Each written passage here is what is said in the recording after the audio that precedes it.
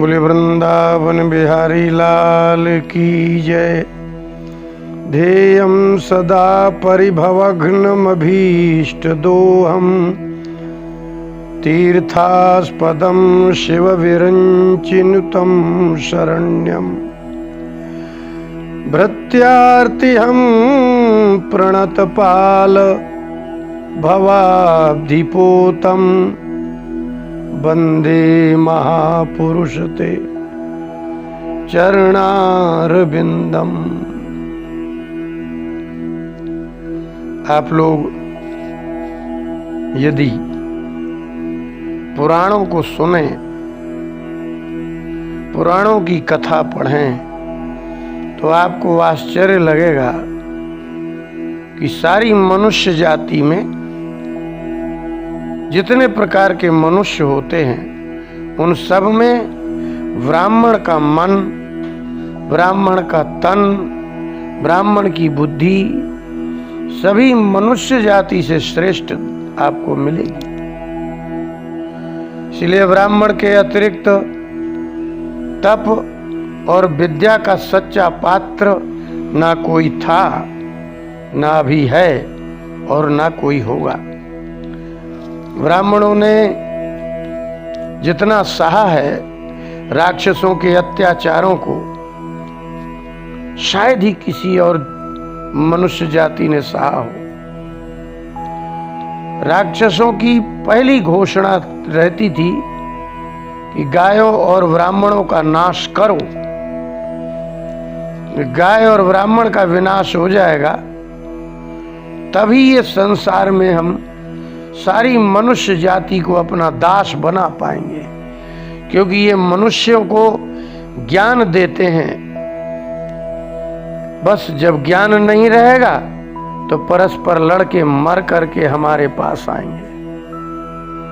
श्रीमद् भागवत के 9वें स्कंद के 4थे अध्याय के 17वें श्लोक में भगवान नारायण ने दुर्वासा ऋषि से कहा कि तपो विद्या च विप्राणाम निःश्रेयस करे उभे। तपो विद्या च विप्राणाम निःश्रेयस करे उभे। ते एव दुर्विनीतस्य कल्पेते कर्तुरन्यथा। भगवान नारायण ने कहा दुर्वासा ऋषि से कि हे ऋषि प्रवर, ब्राह्मण की तपस्या और वेद विद्या दोनों ही निःश्रेयस अर्थात आत्म कल्याण के लिए है। तपस्वी ब्राह्मण अपनी तपस्या के बल से संसार के अनेक प्रकार के दुखों से दुखी स्त्री पुरुषों का दुख दूर करते हैं तथा आध्यात्मिक विद्या से लेकर संसार की सभी विद्याओं के द्वारा मनुष्य जाति की लौकिक उन्नति के साथ साथ आत्म कल्याण तक करते हैं। यदि यही तपस्या और विद्या किसी दुष्ट को प्राप्त हो जाती है तो वह दुष्ट अपनी तपस्या से तथा विद्या से संसार के सभी मनुष्यों को दुख ही देते हैं। अर्थात एकमात्र ब्राह्मण ही दिव्य शक्तियों का उपयोग संसार के कल्याण के लिए तथा आत्म कल्याण के लिए करते हैं। ब्राह्मण ही विद्या और तपस्या के शुद्ध पात्र हैं। आज वर्तमान में अनेक प्रकार के अनेक जाति के स्त्री पुरुष जिस ज्योतिष शास्त्र की हिंदी पढ़कर समाज को कुंडली देखकर ग्रहों की स्थिति बताकर अनुष्ठान आदि कराकर अपनी रोजी रोटी चला रहे हैं, कोई हस्त विद्या कर रहे हैं, इस ज्योतिष शास्त्र के रक्षक तथा हिंदी अनुवाद के कर्ता विद्वान ब्राह्मण ही हैं। 100 वर्षों तक का आज पंचांग प्राप्त हो रहा है वह उन तपस्वी विद्वान ब्राह्मणों के तप और विद्या का तथा त्याग का फल है। संस्कृत भाषा का विशाल भंडार तपस्वी विद्वान ब्राह्मणों के त्याग और तप का फल है।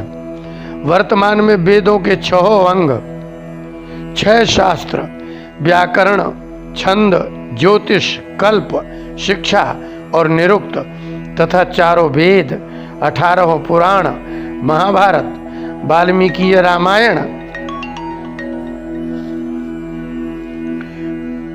ये सब, इतना ही नहीं, गीता, धर्मशास्त्र, रामचरितमानस, हनुमान चालीसा तथा साहित्य में कालिदास, भवभूति, भास आदि कवियों के काव्य ग्रंथ, दिव्य ज्ञान संपन्न सभी ग्रंथ जो प्राप्त हो रहे हैं, इन सभी की रक्षा, इन शास्त्रों की रक्षा त्याग, तपस्या और निष्ठा की विद्या की साक्षात मूर्ति ब्राह्मणों की देन है। हजारों वर्षों पूर्व लिखे हुए आज जो आयुर्वेद तथा योग के ग्रंथ प्राप्त हो रहे हैं, जो मंत्र आदि प्राप्त हो रहे हैं, जो विवाह पद्धतियां प्राप्त हो रही हैं, इन सभी धरोहरों की रक्षा एकमात्र तपस्वी विद्वान ब्राह्मणों की देन है। ब्राह्मण, क्षत्रिय, वैश्य तथा शूद्र, इन चारों वर्णों के धर्मों का ज्ञान तथा ब्रह्मचारी, गृहस्थ, वानप्रस्थ और संन्यास आश्रम के धर्मों का ज्ञान, माता पिता, पुत्र, पत्नी, शासक तथा प्रजा के धर्म का ज्ञान आदि जो भी आज ग्रंथों के रूप में प्राप्त हो रहा है, नीति शास्त्रों का ज्ञान प्राप्त हो रहा है, वह सब कुछ तो तपस्वी विद्वान ज्ञानवान ब्राह्मणों का प्रयास है। आज जो मनुष्य जाति में आद्य शंकराचार्य जी का संप्रदाय, रामानुजाचार्य जी का संप्रदाय, महाप्रभु वल्लभाचार्य जी का संप्रदाय, रामानंदाचार्य जी का संप्रदाय, निम्बारकाचार्य जी का संप्रदाय, हरे राम के मंत्र के प्रचारक चैतन्य महाप्रभु का संप्रदाय, स्वामी नारायण संप्रदाय आदि भारत में जो भगवत प्राप्ति कराने वाले संप्रदाय हैं, वे सभी संप्रदायों के आचार्य इन भगवत भक्त ब्राह्मणों के वेद मूलक संप्रदाय हैं। ये सभी आचार्य ब्राह्मण थे, सभी संप्रदायाचार्य ब्राह्मण हैं। सभी ने उपनिषदों पर, गीता पर तथा व्यास जी रचित ब्रह्म सूत्र पर संस्कृत भाषा में ज्ञान, वैराग्य और भक्ति संपन्न भाष्य लिखे हैं। अर्थात भगवान के नाम संकीर्तन का प्रचार करने वाले तपस्वी, त्यागी, भगवत भक्त ब्राह्मण ही हैं। भारत से लेकर संपूर्ण विश्व में आज जो भी संप्रदाय ज्ञान दिखाई दे रहा है, वह सब भारतीय संस्कृति और संस्कृत के ग्रंथों के प्रभाव से प्रभावित ही तो हैं। किसी भी जाति में, किसी भी नवीन संप्रदाय में जो भी कहा जाता है, वह सब कुछ संस्कृत भाषा के ग्रंथों में पहले से ही लिखा जा चुका है। हमारे यहाँ संस्कृत में एक सूक्ति प्रसिद्ध है, व्यासोच्छिष्टम जगत सर्वम। व्यास जी के द्वारा लिखे गए 18 पुराण और महाभारत आदि में ऐसी बातें लिख दी गई, ज्ञान, भक्ति, वैराग्य, नीति, आयुर्वेद, धनुर्वेद इत्यादि सब कुछ लिख दिया गया।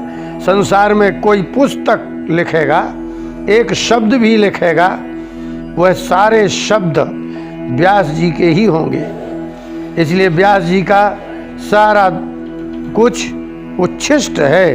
किसी भी धर्म संप्रदाय में कही गई बात ये समझिए कि वह उच्छिष्ट ही है। अर्थात कोई नास्तिक अधार्मिक भी, कोई आस्तिक धार्मिक भी तथा कोई दंभी पाखंडी भी ऐसी कोई नवीन बात नहीं कह सकते हैं जो पुराणों में, महाभारत आदि ग्रंथों में पहले से ही न लिखी हो। आजकल तो कथावाचक ब्राह्मण तथा साधु वेशधारी कोई भी जो भी दंभ पाखंड कर रहे हैं या सत्य कर रहे हैं या करते थे, जो आगे भी दंभी पाखंडी उत्पन्न होंगे, वे भी तपस्वी विद्वान ब्राह्मणों के लिखे हुए हिंदी संस्कृत ग्रंथों का सहारा लेकर ही दंभ पाखंड कर सकते हैं। दंभियों पाखंडियों का अपना अलग से कोई ग्रंथ नहीं होता है। ये भी भागवत, रामायण, वेद, पुराण का सहारा लेकर ही दंभ पाखंड कर सकते हैं। इसलिए भगवान नारायण कहते हैं, विद्वान तपस्वी ब्राह्मण की विद्या, तपस्या संपूर्ण संसार के जीवों के लिए हितकारिणी और कल्याणकारिणी होती है। दुष्टों की तपस्या और विद्या तो संसार को दुख देती हैं। सारा संसार जब दुखों से भर जाता है, तब ब्राह्मण ये संसार में पुनः धर्म, ज्ञान, भक्ति तथा वैराग्य की सुरक्षा करते हैं। इसलिए भगवान विद्वान, तपस्वी, ज्ञानी, भगवत भक्त ब्राह्मणों की रक्षा के लिए अवतार लेते हैं। विद्वान ब्राह्मण की रक्षा से ही संसार की रक्षा है। विद्वान तपस्वी ब्राह्मण का विनाश ही संसार के विनाश का कारण है।